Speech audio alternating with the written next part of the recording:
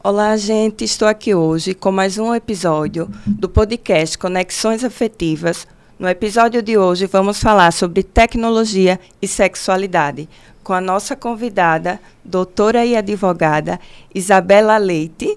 Vamos trazer aí muitas informações e esclarecer algumas dúvidas sobre comportamentos, sobre os benefícios e os malefícios que a gente pode passar com relação à busca de um relacionamento na internet, né? Hoje virou uma forma assim muito procurada pelas pessoas, um pouco mais acessível para as pessoas que têm dificuldade de se comunicar, e aí pode gerar alguns impactos. Então, doutora Isabela Leite, se apresente e pode iniciar a sua fala. Boa tarde a todos aí que estão, né, nos assistindo, nos ouvindo. É um tema muito relevante, né? Eu sou a Isabela Leite, eu sou advogada especializada em direito de família, direito das sucessões e também direito de mulheres, nessa perspectiva de gênero. Então, assim, esse tema, doutora, acerca aí nessa interseção, né, entre a sexualidade e essa era digital, é de uma relevância, como eu falei, né? É muito grande por conta justamente dos perigos que isso envolve, né? Sim. Então, eu tenho lidado assim com muitas mulheres que se colocaram em situações que poderiam ser facilmente evitadas. Sim. Se elas tivessem um conhecimento, né, prévio de como, por exemplo, realizar uma pesquisa, uma busca antes de se envolver com esse pretendente. Então, assim, a globalização, a modernização, né? Esse movimento da sociedade mesmo, ele gera novas ferramentas, que geram novas necessidades. Então, assim, ao mesmo tempo que tudo está tão interligado, também as pessoas ficaram mais solitárias aqui no mundo real, né? Fora do digital. Então, assim, eu conversei, a última pessoa que eu atendi nesse sentido, ela foi, infelizmente, vítima, né, de uma pornografia de vingança, a gente fala, que é, né, uma tipificação. Que daqui a pouquinho eu vou poder explicar de uma maneira breve, assim, do que se trata. Ela se sentia muito sozinha, uma mulher que tem uma vida financeira já muito bem estabelecida, uma mulher independente, mora sozinha, tem um apartamento próprio, um apartamento, inclusive, em um bairro, né, de alto padrão, pessoas com alto poder aquisitivo. E ela falou, mas doutora, à noite eu chegava muito cansada do trabalho, abria meu vinho, ia tomar aquela taça de vinho e sentia muito a falta de ter uma pessoa ali para conversar. Conversar bobagem, conversar coisas fora do meu ambiente de trabalho, né? Fora daquelas conversas sérias. Então, ela optou por fazer o download, aí, né? Baixar e se cadastrar em um desses aplicativos de relacionamento. Então, assim, muitos me perguntam, você é totalmente contra os aplicativos de relacionamento? A pergunta é, não. Sim. Não sou totalmente contra. Inclusive, eu já tive um perfil em um deles, tá? Porque, assim, existe muita gente que usa essas ferramentas de aproximação com o intuito de fazer o mal, existe, mas também você pode se conectar com pessoas interessantes, mesmo que não encontre pessoalmente, mas que consiga, sim, ali ter uma boa conversa, enfim. Criar um vínculo, né? Exato. Uma aproximação e conhecendo, entendendo um pouco da vivência daquela pessoa, criando um repertório, né? Isso é importante. Acontece muito também de buscar esses aplicativos, pessoas assim que viajam muito a trabalho, aí chegam na cidade diferente, quer ter um contato com alguém dali, até para pegar dicas, né, sugestões do que fazer naquela cidade. Qual restaurante que é bom, qual lugar que eu vou ouvir certo tipo de música. Então, assim, os motivos, né, pode ser qualquer um desses. Só que a partir do momento que desperta aí uma vontade para estreitar esse laço, né, que começou ali naquele ambiente mais impessoal, digamos assim, e a pessoa pensa em passar o número pessoal, o seu WhatsApp, ou mesmo marcar um encontro, né, pessoalmente, para conhecer esse pretendente, eu sempre oriento a tomar algumas precauções. Quais seriam essas precauções, doutora? Veja só. Primeira coisa, interessante você chegar ao nível de conversa onde você já saiba pelo menos o nome completo da pessoa. Né? Por isso, assim, eu sempre pergunto, eu sempre falo para perguntar, você perguntou se ele tem outras redes sociais? Dá uma olhadinha no Instagram, né? Dá uma busca. Isso não é stalkear é outra coisa. Também Sim. Vou chegar lá daqui a pouco. Então, assim, você pode verificar com o nome da pessoa, por exemplo, até se existe um mandado de prisão em aberto. Sim. No site, no caso do CNJ, tá? Se você tem o CPF, melhora muito, porque existem homônimos, né? Muita Isso. gente que tem, inclusive, o nome inteirinho igual ao de uma outra pessoa. Existe, são os homônimos. Então, com o CPF, só é um para cada um. Então, fica uma busca mais certeira. Então, assim, mas até você conseguir o CPF de alguém já é muito difícil, assim, de primeira, né? Mas, pelo menos, olhar se ele tem uma outra rede social, marcar esse primeiro encontro em um lugar, sempre em um lugar público, né? Porque a rede social também mostra muito como é a relação da pessoa com famílias, com amigos, quais são os contatos que ele tem, a veracidade do que as informações que ele coloca. Porque, assim, se há inconsistência de informações, né? Ou se há uma outra narrativa, que aí já seria uma questão de uma lamentação financeira, que muitas vezes pode acontecer, né? Com o intuito aí da prática de um outro. Sim. É o estelionato emocional, onde a pessoa ela envolve emocionalmente a vítima para depois obter ali alguma vantagem financeira. Então, a pessoa está muito vulnerável nessas situações, né? Exatamente. Então, existe tudo isso, são as cautelas. Então, qual é a busca mais fácil? Tem o nome completo? Olha no Jus Brasil. Sim. É fácil, você nem precisa do advogado para isso. Você vai no Google, coloca lá, fulano de tal, Jus Brasil. Se o processo não estiver em segredo de justiça, Sim. vai aparecer lá a consulta pública, né? Você vai conseguir ver se tem processo criminal, se tem processo de outras esferas, alguma coisa assim, uma execução, se ele é muito endividado. Sim. Não que isso seja um problema para se relacionar. Claro. Tá? Mas, assim, se forem muitos processos de uma mesma natureza, dá para ver um pouquinho até, né, dependendo da situação e do contexto, do caráter dessa pessoa. Sim. Então, se é uma pessoa, né, que já tem ali uma prática acostumada de aplicar golpes na praça. Então, assim, são muitas vertentes. São muitas.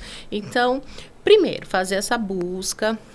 Segundo lugar, primeiro encontro em local público, né? Tomar Sim. essa cautela. Depois, descobrindo o CPF da pessoa, faz essa busca mais aprofundada, o site do CNJ, né? Como eu falei aqui para vocês.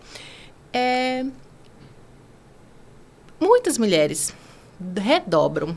E aí eu digo que tem que pecar pelo excesso mesmo. Sim. Essa cautela, principalmente porque muitas já foram vítimas de violência doméstica também. Sim.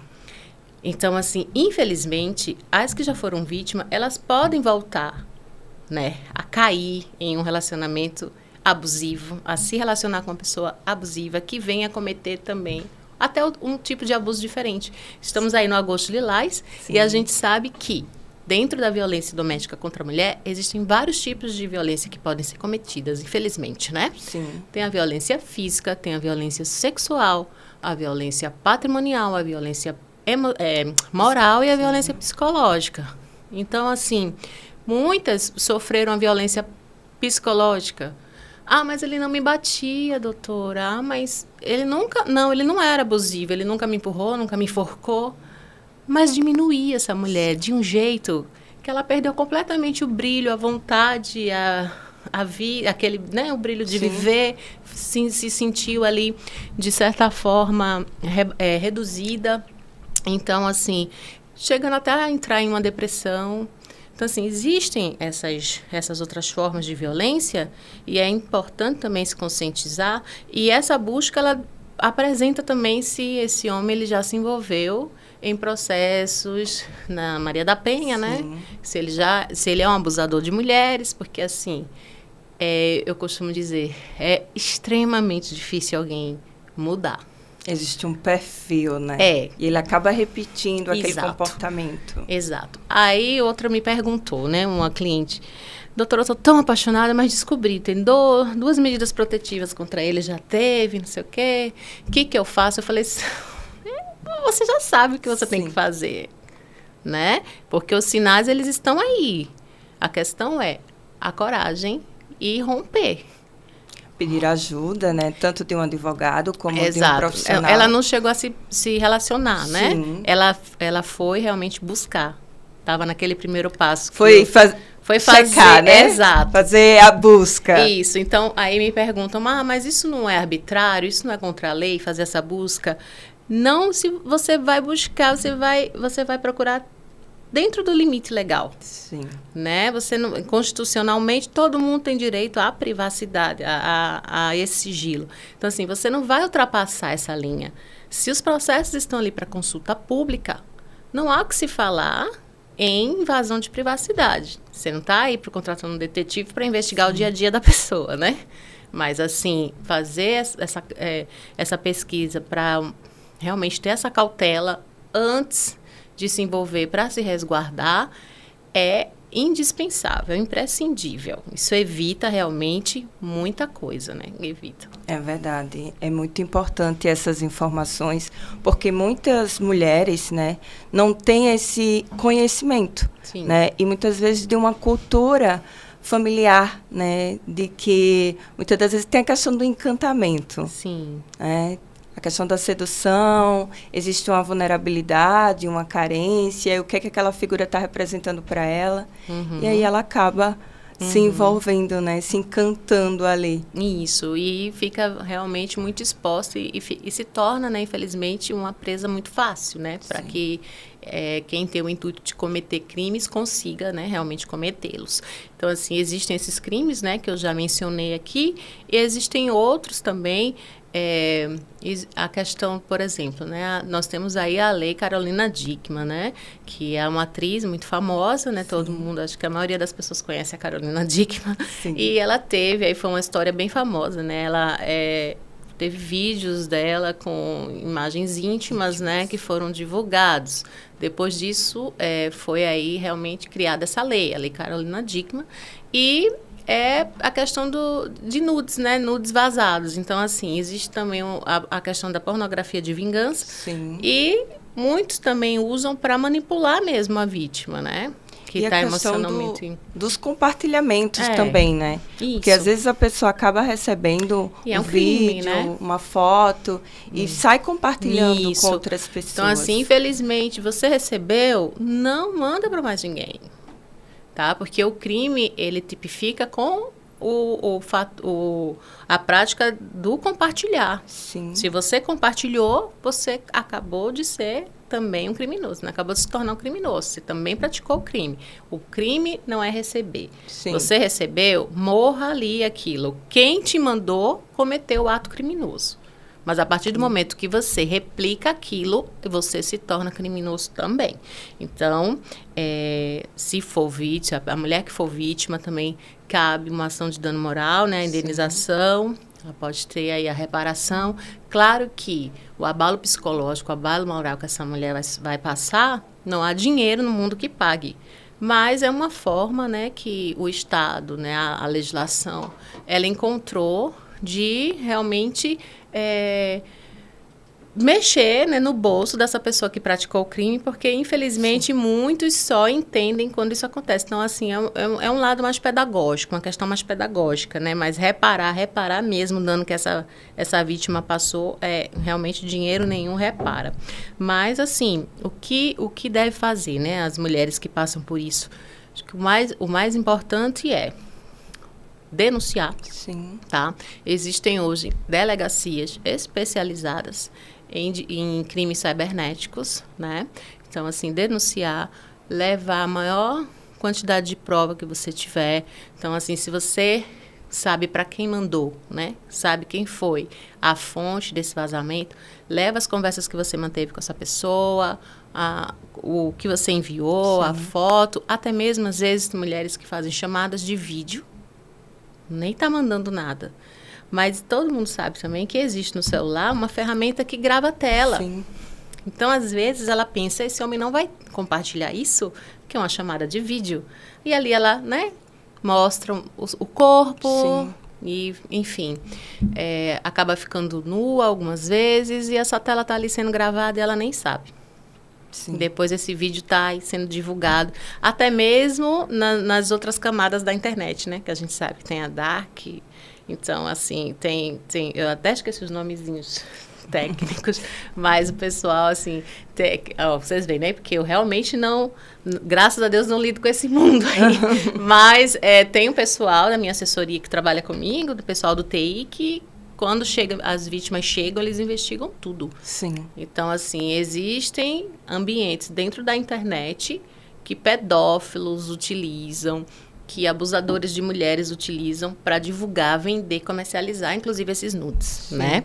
Então, às vezes, as mulheres estão aí com sendo veiculadas essas imagens, elas não fazem a menor ideia, porque realmente não vem nem para essa internet que a gente usa, né? Eles estão nesses outros ambientes virtuais. Então, realmente é denunciar e procurar a delegacia especializada e também um advogado especializado que seja da confiança, né, da pessoa, para que busque aí as devidas providências, para que sejam tomadas as devidas providências, né, e também as reparações cabíveis. Sim. A vítima precisa se sentir segura, né, com o profissional a qual vai dar assistência. Confiar, porque vai confiar um assunto, né, de extrema relevância e importância, né? Porque ali é a paz, né, da pessoa, imagina, uma situação dessa, né? Já vi até adolescentes que foram vítimas de situações assim, que infelizmente chegaram a compartilhar fotos, né, nudes, foram vítimas e algumas cometem suicídio, não aguentam a pressão dessa divulgação. Outras, a família inteira tem que mudar de cidade, o pai pede demissão, é um transtorno imenso. Então, assim, são danos gigantescos e são situações irreversíveis, né? Muitas vezes. Então, nunca pecamos por excesso de cautela. Eu prefiro sempre ser excessivamente cautelosa, porque eu sei que dessa maneira, né? Nós sendo dessa forma, infelizmente, tem ainda algumas questões que podemos, né, cair, que podemos ser vítimas. Imagine se não tomarmos, né, o cuidado. Buscando os cuidados, fica muito mais difícil de cair nas armadilhas, né? Isso, se blinda um pouco. Infelizmente, ninguém está livre, né? Não. Ficamos muito vulneráveis, o ser humano como um todo, né? Porque tem as crianças, os adolescentes, né? Que muitas das vezes estão descobrindo ainda esse jogo de sedução, o erotismo. Isso. E aí acaba ali, né? Indo por esse caminho que vai causar muito dano. E a confiança, né? Porque tem aí a questão da inocência, né? Do adolescente, né?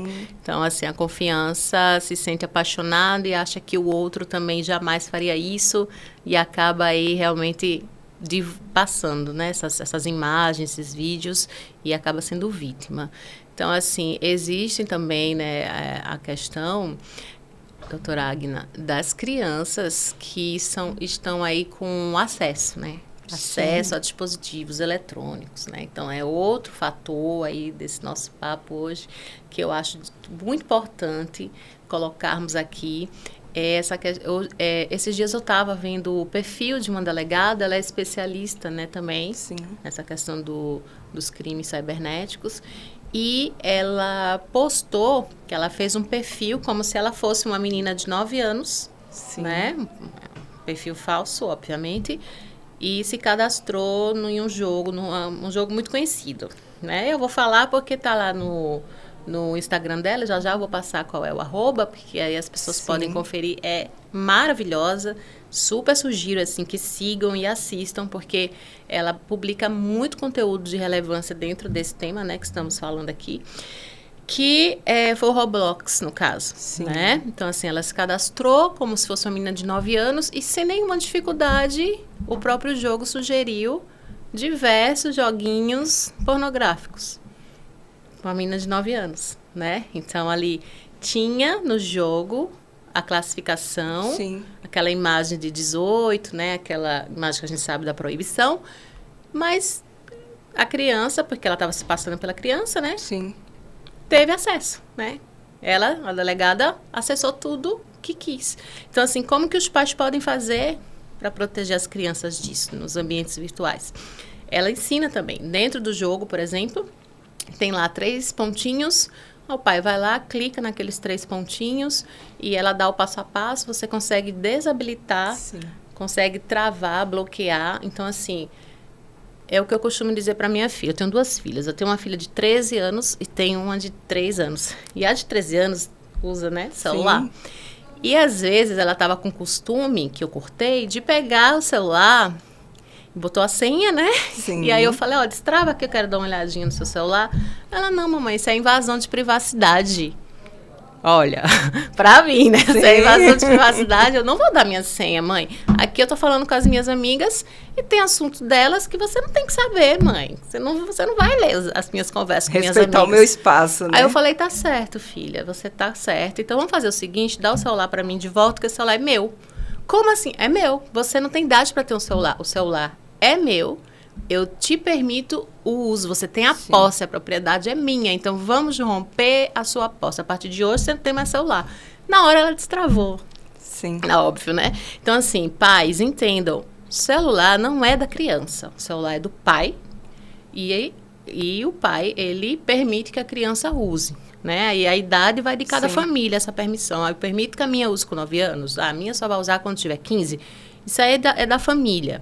Mas, assim, permitiu, existem aplicativos também que acompanham tudo que a criança faz ali, né? Não é questão de desconfiar do seu adolescente, é uma questão de proteger o seu adolescente. Cuidado, né? Eu não confio nos outros. Isso. Né? Então, assim, é o que eu disse e repito. O zelo nunca é excessivo. Sempre tomar esses cuidados, olhar com quem sua filha conversa, seu filho conversa, quais são os aplicativos que ela está baixando no celular, quais sites visitam, como que é o perfil, né, nas redes sociais, porque muitas já tem, né, TikTok, Twitter, Facebook, enfim, dá ali aquela monitorada mesmo, cobrança mesmo e deixar bem claro os limites, né? Quem realmente pode, que os pais têm o poder de fiscalização, sim, sobre os filhos. É importante que, às vezes, os pais, uma forma que eles encontram, né, para distrair, entre aspas, e não ocupar aquele tempo que ele precisava ter com o filho. Exato. Através das telas, né? Sim. E acaba esquecendo de monitorar. Isso já caracteriza também, né, até um abandono, um tipo de abandono, né? Esse abandono digital, que a gente fala. Quando você larga a criança na tela, justamente porque você quer ter ali seu tempo de descanso em casa, você fala, não, toma o celular. É tipo mais ou menos isso, né? Não com essas palavras, sai daqui, vai pro teu quarto, toma aqui o celular, fica à vontade. A pessoa quer se livrar do filho. Então, você está sendo inconsequente, né? Você está expondo seu filho a risco. Então, assim, não façam isso. Não deixem que seus filhos façam com que você passem essa impressão para vocês, né? Não entendam dessa forma, porque isso não existe. Não é invasão de privacidade. E o pai, a mãe, o tutor, né, da criança, ele tem a obrigação legal de proteger essa criança que está sob a sua tutela. E isso inclui fiscalização, sim, e principalmente a fiscalização no âmbito digital, né? Sim, isso. Importantíssimo, né? Exato. Então, doutora Isabela, eu quero agradecer, né, a sua contribuição nesse nosso bate-papo de hoje sobre, né, sexualidade, sobre tecnologia, sobre os cuidados que precisam ter, né, diante ao acesso desses aplicativos. Eu que agradeço, Agna, o convite, fico muito feliz. Eu gosto muito, né, de estar aí realmente contribuindo com essa questão da propagação da informação, então contem sempre comigo. Só vou deixar aqui o nome da delegada que eu citei, né, que é a doutora Sheila. Então, se vocês procurarem doutora Sheila no Instagram, vocês vão conseguir encontrá-la facilmente. Veio só o sobrenome dela para eu concluir, né? Sim, como claro. eu falei o nome dela aqui. É delegada Sheila, tá? Com CH. Delegada Sheila, e tem também a Fará Diniz, que é uma advogada especializada nessa área, que também é maravilhosa. Inclusive, vocês sigam, porque ela demonstra, pessoal, até quais são os emojis que os pedófilos costumam usar em seus perfis. Então, assim, é bem interessante as informações que colocam ali. Realmente, deem uma checada. Também passe o seu arroba, né? Então, o meu é Isabela Leite ADV, Isabela com Z em um L só. E também estou aí, né, tentando sempre levar informações, né, dentro dessas áreas que eu atuo, né? Não só o direito das mulheres, mas também das famílias. E quero contribuir realmente com, como eu falei, né, com a propagação das informações. Claro. Muito obrigada. Eu que agradeço. Fico muito feliz com a sua participação, né, nesse episódio de hoje. Foi um tema muito riquíssimo, né? Fiquem atentos que mais informações a gente vai continuar dando aqui. Também vale ressaltar e lembrar, né, que também tem aqueles casais que eles se formam e que dão certo, Sim. como você havia pontuado, pelos aplicativos, né? Sim. Inclusive, eu já atendi no meu consultório casais que se conheceram pelos aplicativos de namoro, né? E que dão super certo, que constroem uma família, que constroem aí os seus patrimônios. Isso. E que também, né, tomando todos esses cuidados, pode ter uma história feliz e significativa. Com certeza. Como eu falei, eu inclusive já tive perfil lá em um deles, né? Mas assim, é só ter a cautela, porque gente boa e gente ruim tem em todo lugar. Tem no ambiente virtual e tem aqui fora, no ambiente físico, né? Verdade. É ter o filtro, ter a cautela e não desacreditar completamente, não. Porque são ferramentas que podem sim ser úteis se bem utilizadas. Então, gente, finalizamos o episódio de hoje e aguarde que teremos mais episódios.